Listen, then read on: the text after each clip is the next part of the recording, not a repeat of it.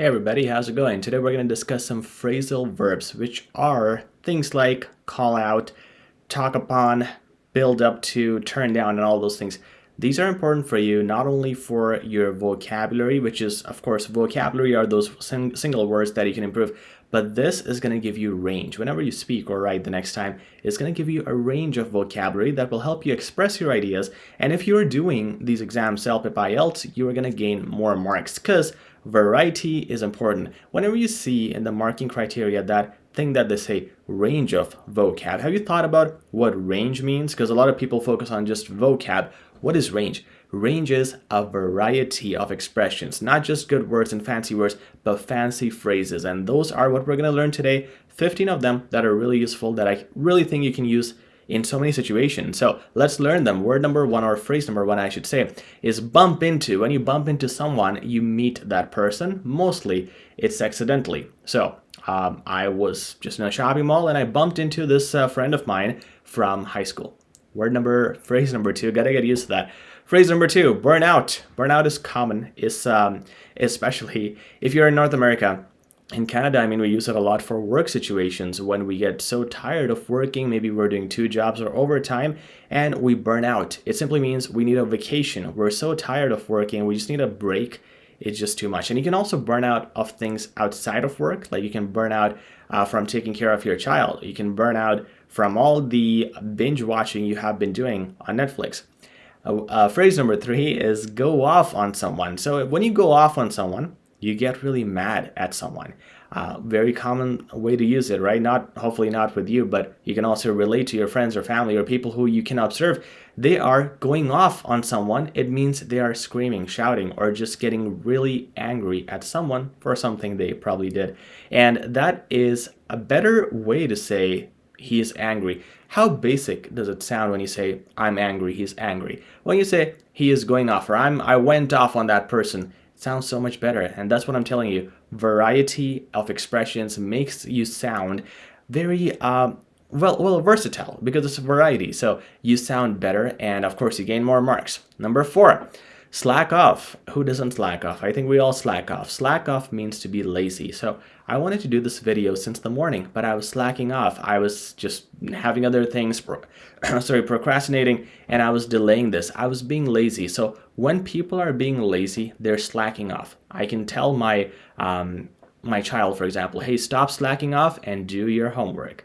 Number five is speak up. So if you guys don't like anything that I do on this channel, you guys don't like anything that the government is doing, you guys don't like anything that your boss is doing, you speak up. So you speak up against someone who will make you feel that you have an attacking attitude because you have an opinion that is unfavorable to the person you're saying that to. For example, if there's a government official telling you that, hey, stay at home and lock down and everything, and you speak up and you say, I don't want this, I want freedom. So you are speaking up, or speaking out means the same thing. So you speak against something that if you strongly have a strong belief for, and it's going against something that the other person, the listener, has a belief of. So you speak up against it because you feel strongly about it and you feel like your voice should be heard.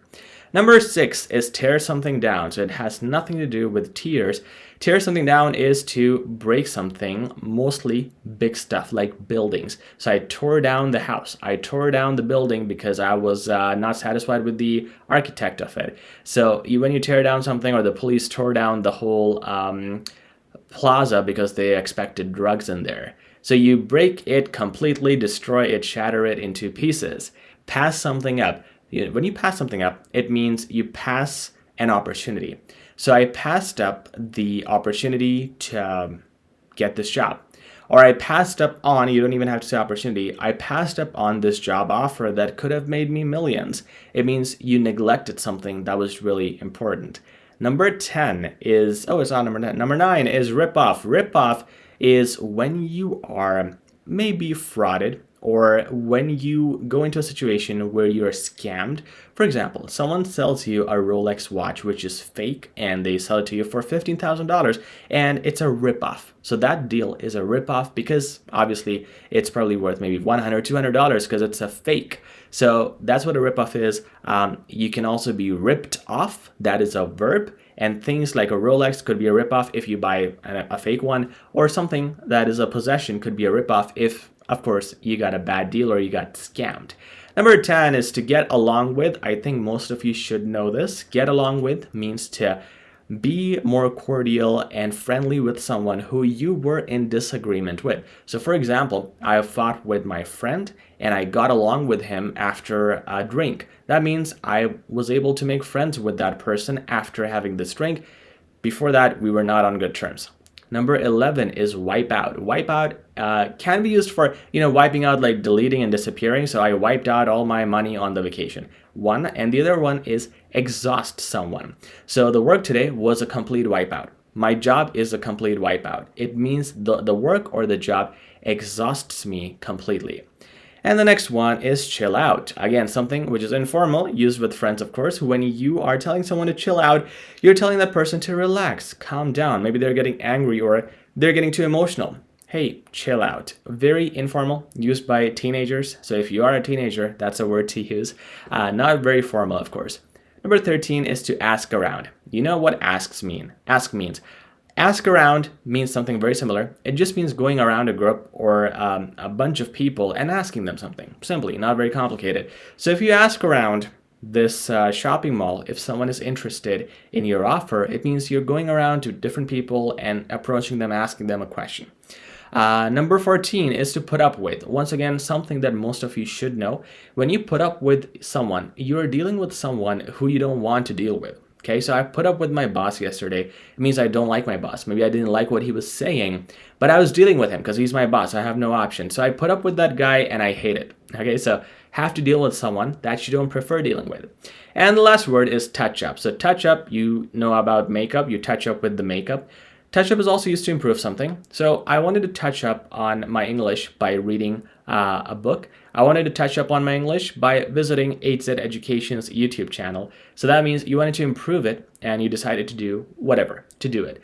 So that is the last word, 15, touch up. That is the last phrasal verb out of all those verbs that you learned today. These are called phrasal verbs. By the way, I don't know why verbs, but some of them are not verbs. But that's what they're called. Very useful, very important to learn, and very important for you to know them to improve your marks and to sound better and to write better. And if you do want to sound better, write better, and improve marks, subscribe to this channel, like and share as well. It helps us a lot. And we'll talk very soon, guys. Take care.